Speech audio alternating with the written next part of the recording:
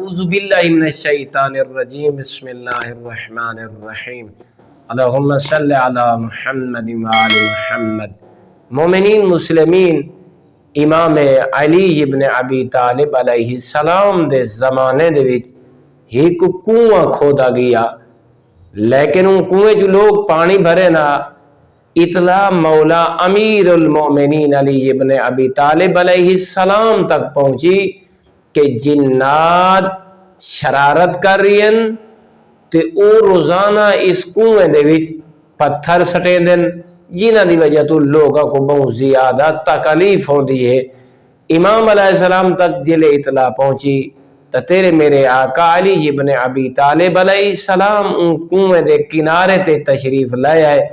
مولا نے جنات کو مخاطب ہو کے فرمایا ہے، جنات اپنی شرارت کو باز آونیو، ورنہ جان دیو علی ابن ابی طالب این کنویں دے وچ کبوتراں کو آباد کر دے سی۔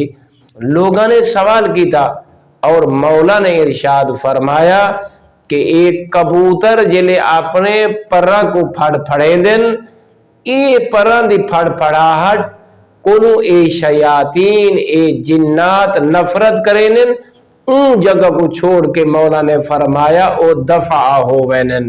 تا اللہ رب العزت مولا دے اس کلام کو سمجھن اور ان تے عمل دی توفیق عطا فرماوے۔